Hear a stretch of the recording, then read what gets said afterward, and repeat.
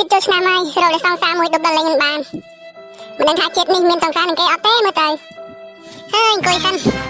ឡូវមានស្អីស្អាតមួយមកអង្គុយក្បែរអីចឹងណាពួកយើងអត់សង្សារចេះតែអង្គុយសម័យទៅឥឡូវមានពិតមែន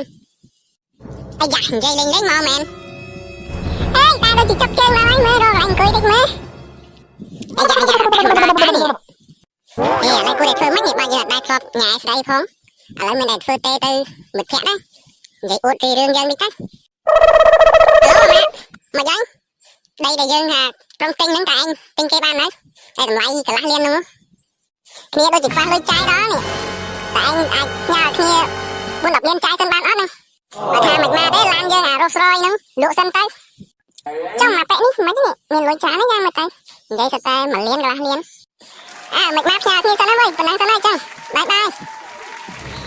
អេប្រុសស្អាតចង់ទៅណាហ្នឹងដល់លេងអាយ៉ាចូលសុំទៅនេះអត់នឹងមិញហើយខ្ញុំមែនចាត្រូវហើយគឺខ្ញុំហើយលោកហ្នឹងណាអូហើយខ្ញុំមានការអីដែរណានាងគេថាខ្ញុំឃើញលោកនេះអង្គុយម្នាក់ឯងហ្នឹងហើយខ្ញុំក៏ចង់បបួលលោកទៅដើរលេងនៅសៀមរាបហ្នឹងណាព្រោះអីខ្ញុំអត់មានសង្សារជូនដើរលេងនឹងគេផងចុះលោកទៅណាមកណាដែរបានជាមកអង្គុយនៅទីនេះហើយអត់ទៅដើរលេងជាមួយសង្សារទេឬជាមួយក៏អត់មានទេអូខ្ញុំអត់ទាន់មានសង្សារទេហើយខ្ញុំក៏គិតថាចង់មានសង្សារម្នាក់គ្រាន់នឹងដប់ដើរលេងចឹងណាហើយចុះឥឡូវអ្នកនាងក៏នៅតំណែងហើយខ្ញុំក៏នៅតំណែងតែយើងអាចព្រមធ្វើជាសង្សារនឹងគ្នាបានទេបាទអ្នកនាងព្រមធ្វើសង្សារខ្ញុំនឹងដប់ដើរលេងខ្ញុំគិតមើលសិនថាព្រមធ្វើសង្សារលោកឬក៏អត់ព្រោះអីយើងទៅតែស្គាល់គ្នាហ្នឹងឥឡូវយើងគិតមិនគេថាបោកអាប៉ែនឹងយកលុយចាយឬមួយក៏មិនព្រោះមិញគឺគេនិយាយគ្នាថាលុយច្រើនណាមិញសិត1លានកន្លះលានវាលុកដីជំនាញដោះស្រោយជីអីនោះគិតបោកអាប៉ែនឹងលេងសិនអាប៉ែនឹងដប់ដើរលេងចូលឆ្នាំ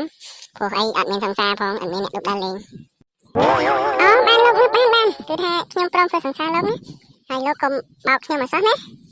អូមិនអីទេអ្នកនាងព្រោះអីខ្ញុំមិនដែលមានសង្សារផងឥឡូវបានអ្នកនាងធ្វើសង្សារគឺថាខ្ញុំសប្បាយចិត្តណាស់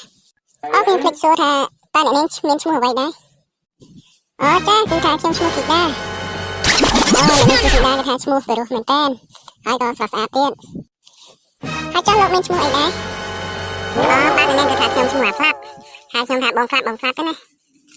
ឡូវតាយើងទៅឡើងលេង